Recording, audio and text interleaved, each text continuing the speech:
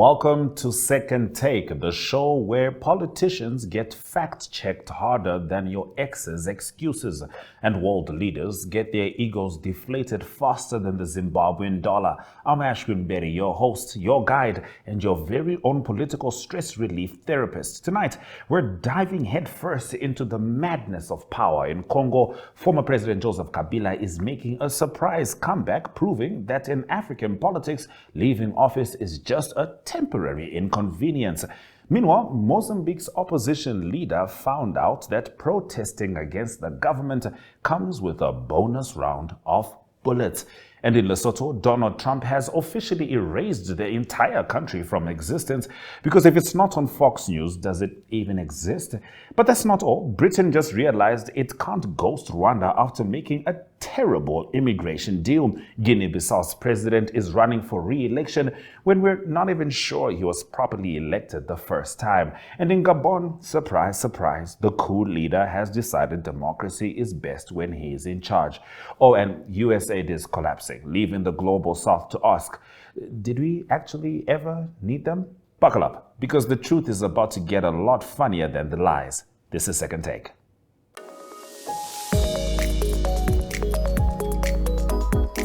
In the grand Congolese tradition of never really leaving power, Joseph Kabila, former president, current behind-the-scenes string puller, has suddenly rediscovered his love for political dialogue just as the country plunges into yet another crisis. While the M23 rebels, allegedly Rwandan-backed, continue their hostile takeover of eastern Congo, Joseph Kabila has emerged from his self-imposed exile not to take responsibility for the mess he left behind, but to whisper sweet prophecies of Tshisekedi's downfall to opposition figures. This is the same Kabila who spent nearly 2 decades perfecting the art of authoritarian stagnation before being gently edged out in 2018. Meanwhile, President Felix Tshisekedi, who rode into office on the promise of reform but has spent more time blaming his predecessor than fixing the country, now claims that Kabila himself is sponsoring the insurgency. Kabila, of course, denied this because surely the man who ruled the country with an iron grip and maintained close ties to military networks wouldn't possibly know anything about rebels suddenly advancing at the most politically convenient time. As Congo spirals deeper into conflict, the real tragedy isn't that these two men are at each other's throats, it's that the country's future still seemed tethered to its past. Just people are stuck.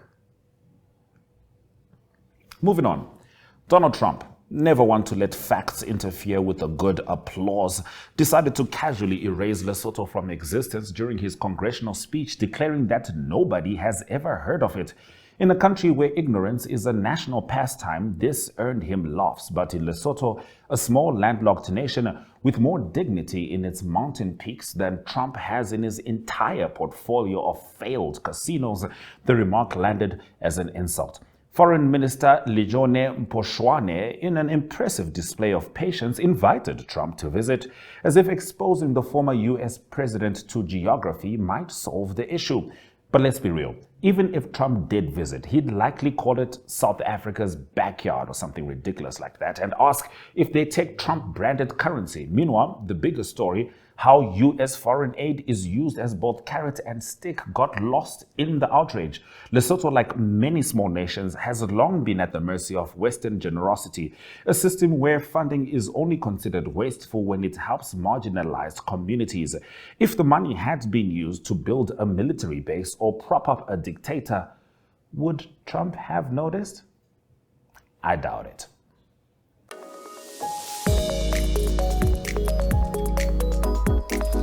Venancio Mondlane, the opposition leader who had the audacity to believe in democratic protest, was greeted with gunfire in Maputo because nothing says we value your input like live ammunition.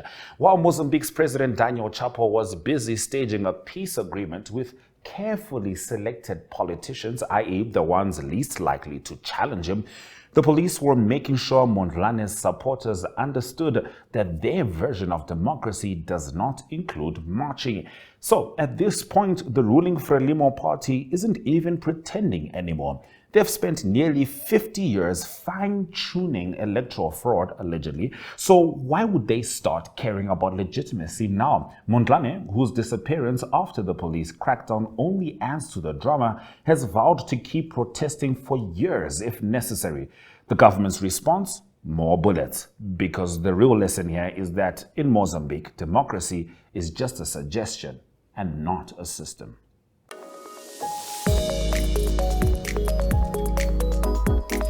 As USAID crumbles under the weight of Trump's isolationist wrecking ball, a strange thing is happening. Some nations in the global south are not rushing to save it. While Western NGOs are eulogizing their favorite cash cow, many in Africa, Latin America, and Asia are asking, were we really benefiting from this?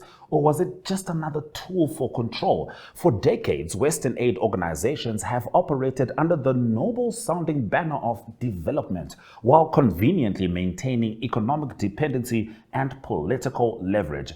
Now that USAID's demise has made this clear, the global north is scrambling to reassure itself that the system wasn't rigged all along. Meanwhile, nations that have long been told they can't function without American charity are realizing that maybe, just maybe, self-reliance is overdue.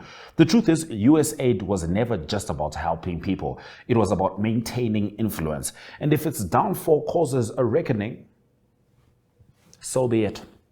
The UK, still adjusting to the post-Brexit reality where it can't just dictate terms to the rest of the world, has found itself in an awkward financial dispute with Rwanda.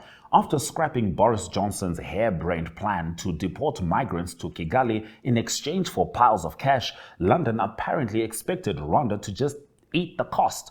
But Kigali, showing a level of shrewd business acumen that would make Wall Street blush, is now demanding its remaining £50 million, arguing that a deal is a deal. The UK, of course, is pretending this demand is shocking, because surely after 200 years of colonial-era economic exploitation, African nations should be used to being shortchanged.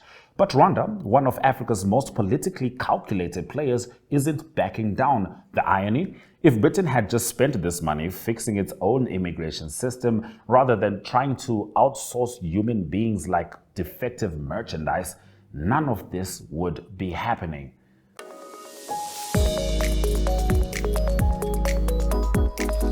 Moving on. Gabon's junta leader discovers he is the democracy that he promised.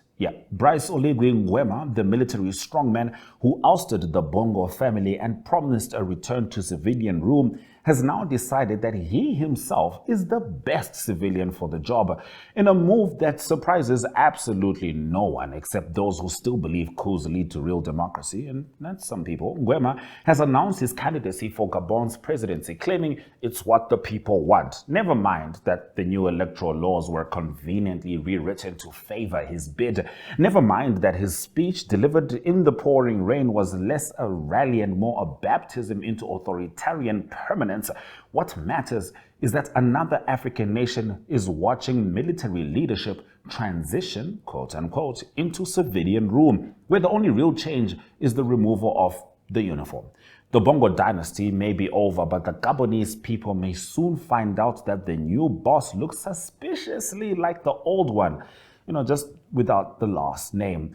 And we did cover the Bongo dynasty, would you believe it, actually on the very first show of Second Take. That's when Ali Bongo got his marching orders, so to speak, for lack of better terms. And have a look at how that went before we continue.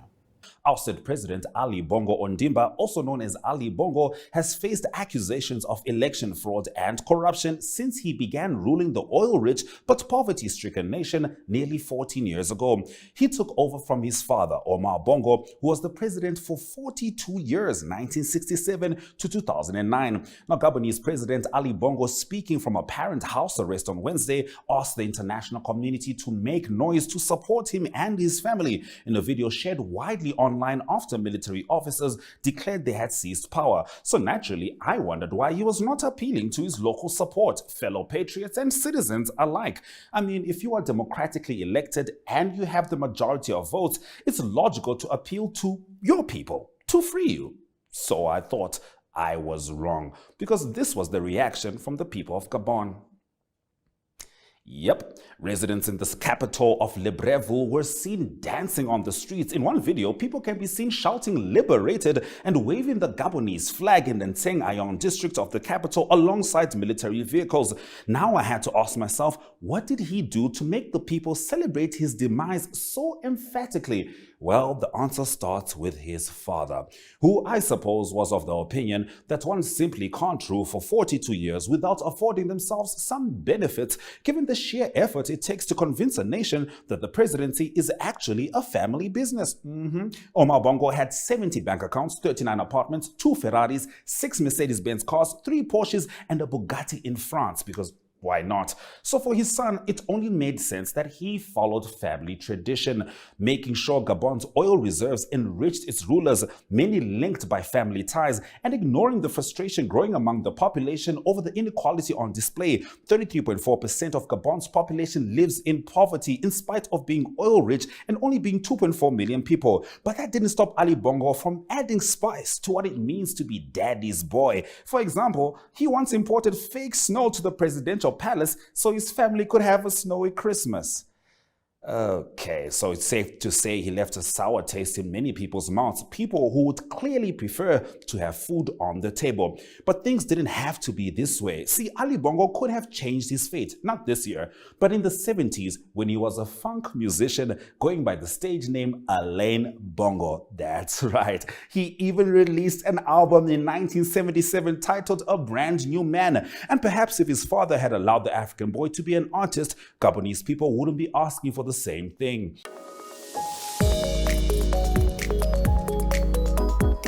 Now, Guinea-Bissau's president wants a second term, even if his first one is still debatable. Umaro Sissoco Embalo has announced his bid for re-election, but here's the catch. His opponents argued that his first term may have already expired. In Guinea-Bissau, where coups outnumber working traffic lights, the debate over term limits is less about legality and more about who can convince the military to support them. Mbalo, who dissolved parliament in 2023 in a move that was less democratic governance and more dictator starter pack, is now facing resistance from an opposition that doesn't even recognize his presidency.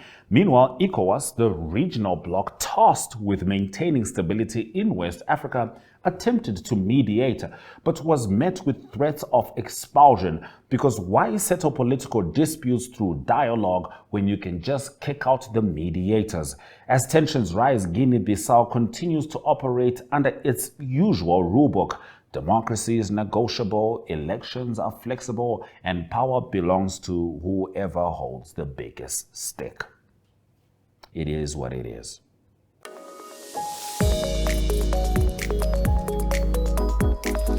It's that time again when Irene Marie van der Walt joins us so we can have a quick powwow on some of the top stories this week. Powwow, I like that. Yeah, powwow. Yeah, quick, fast. So we start with Donald Trump. Yeah, so just before, this broadcast, he was talking about potentially sanctioning South Africa. His people were saying that, sanctioning South Africa, because they believe that South Africa is providing Iran with nuclear technology. And before you get into it, just a couple of facts for Donald Trump. South Africa signed the Nuclear Proliferation Treaty. They were the first country to willingly abandon any nuclear program. And you know that thing you're always going to George Bush about when you're talking about how in Iraq there were no weapons of mass destruction? Guess who found out that information for the US and the UK? South Africa. South Africa is the one who found out there were no weapons of mass destruction in Iraq. However, we're in the age of misinformation, Iriana. Yes. How's that for you as a journalist? Incredibly tough, because I was thinking about it this morning. You can't defend yourself, You can't say that the World Health Organization has said, because then people will just say, but I don't believe the World Health Organization. You can't say that a study has been swayed by funding bias. Then they'll go, no, but who funds the World Health Organization? Who funds? And it just, you can't defend yourself. And I think it does come from this trust crisis in the mainstream media, that people feel they can't trust the mainstream media. And I was wondering, is it a chicken or an egg situation, right? Where is there mistrust in the mainstream media because people have started to trust certain sources that are not trusted by the mainstream media and are thus not cited by the mainstream media? Or is there a trust crisis because people didn't trust the mainstream media and so they went to alternative sources of information? And that's one question that I ask myself a lot is, which came first, the mistrust in the media or the independent alternative sources? I think that creating a mistrust in the media was essential for Trump's campaign, because It's known as encouraging any form of intellectual ability, questioning situations and systems can't work for his broader voting base. And like you're saying, we're now living in an age where there's no such thing as a conspiracy theory. It's just theories now. Because, what's conspiracy anymore, and it's all been withered and watered down, and it's for performance. Yeah. And I think that's the craziest part of it, is that there's so much performance happening. And it's not to say there's no actual work and reforms happening in the background, but the performance is what we're being forced to look at. It's what we're forced to focus on. I don't want to talk about Donald Trump.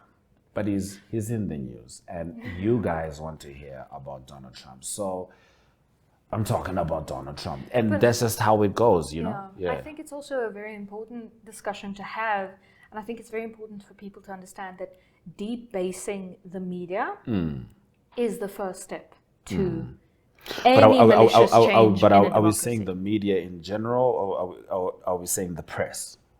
The media in general, mainstream media with accredited journalists like myself. Because you see, the word mainstream has changed. Yes.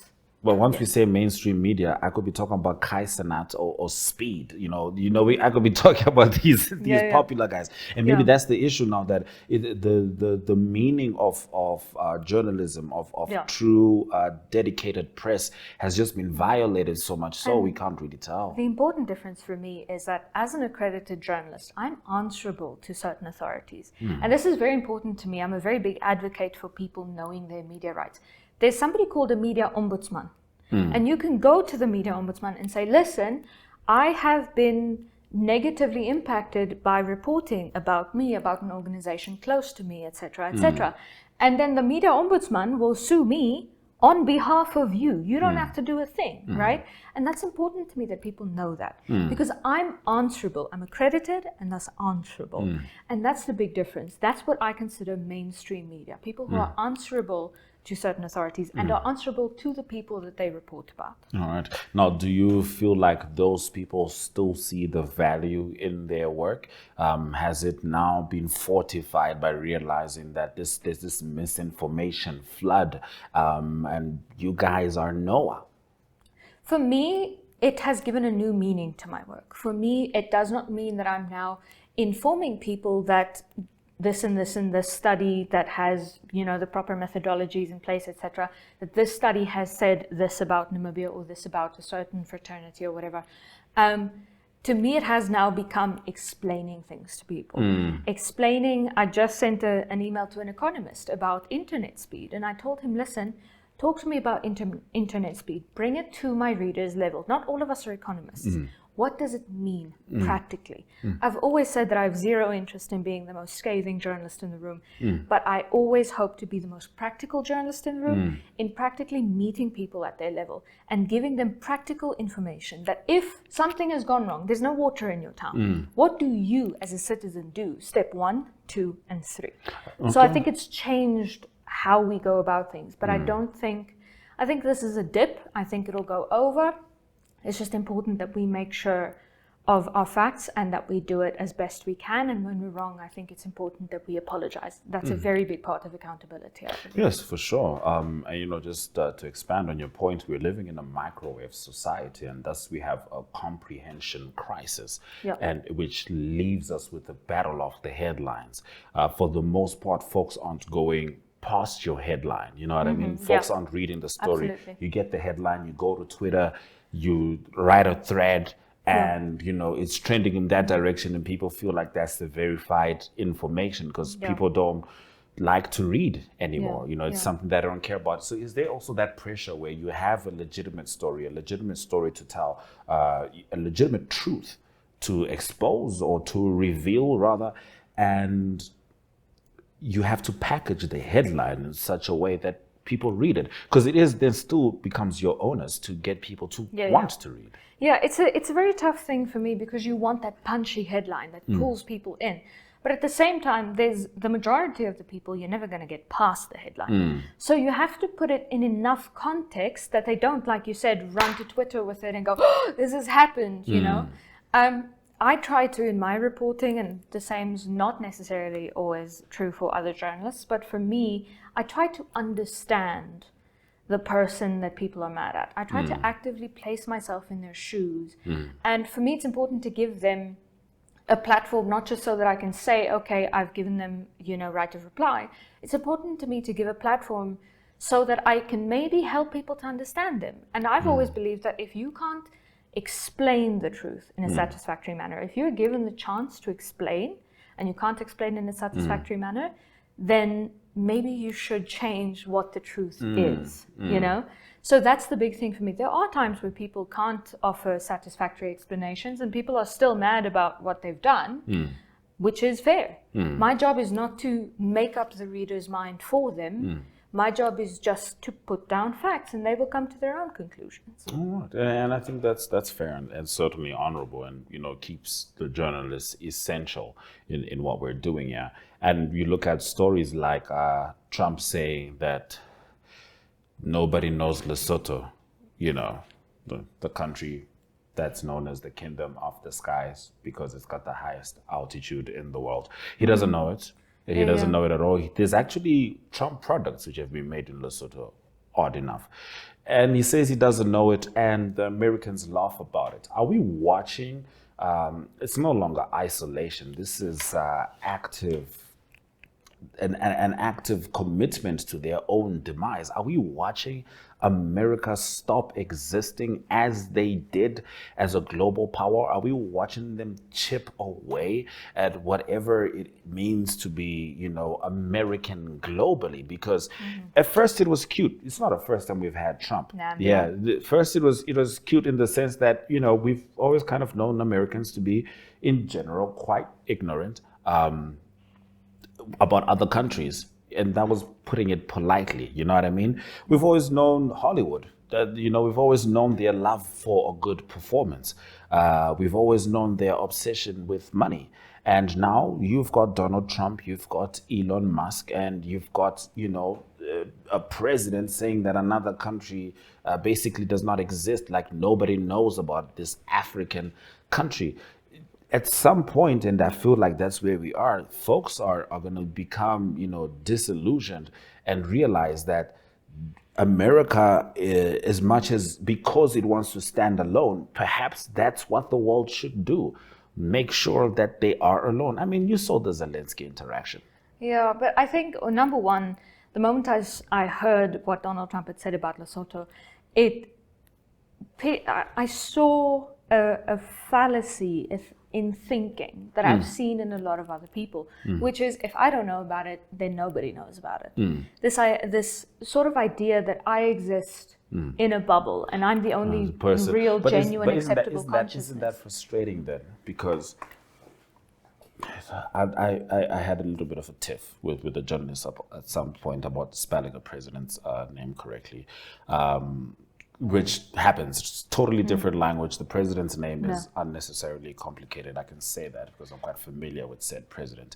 But the basis of my argument, and keep in mind, I bear no affection to this president at all. I know exactly which president you're talking about. Yeah, familiar guy. Familiar here in the Second Take studio. Yeah. It's your job to know. Yeah. It's Donald Trump is a president. If you're mentioning another country, it is your job to know what you're talking about. And now that's gone out the window. Yeah, I have my own opinions about the idea that it's your job to know. As someone who is often seen as the person who it's your job to know. Yeah. I don't know everything. No, you don't. I'm not born. No, but I'm saying it's your job to it's seek your job knowledge. To find out. Yes, that's what I mean. It's your job to know. Hey, spelling of names can go funny sometimes. I need to go find out. Exactly. I need to go fact check. Yes. So I would disagree with you on it's your job to know, but I would agree that it's your job to find out. No, but when you find out, you know. And I feel like I'm saying the same thing in the sense that when I say it's your job to know, it's your job to prioritize knowledge. Yes. Just as me, I'm a television presenter. Of course, I'm 1,000 other things. It's not my job to know everything, but it is my job to know something about everything. And what I know right now is journalism is in good hands as long as Iriana Mafalt Van der Walt is writing. Thank you, Ashwyn. Thank you That's very much for joining compliment. us on Second Take. Iriana will be back when it's necessary to save journalism and save us from the likes of Donald Trump. I hope I can. I hope I can. All right, cheers.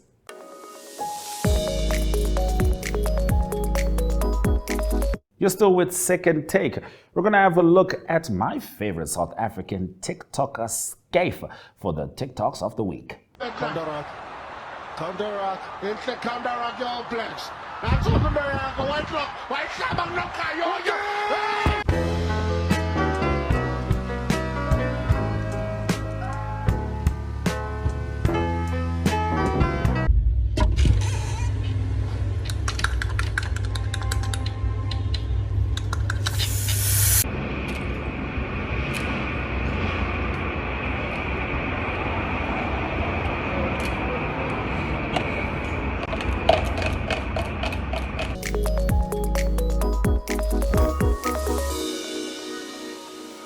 So, what did we learn today? That democracy is a comedy, dictators have trust issues, and politicians lie better than they govern. Kabila's plotting, Mozambique's shooting, Rwanda's invoicing, and Trump's geography skills are still missing in action. But don't worry, we'll be here next week to make sense of the madness, one sarcastic headline at a time. Because in a world where power corrupts and leaders deceive, there's only one thing that cuts through the noise: a second take. Good night.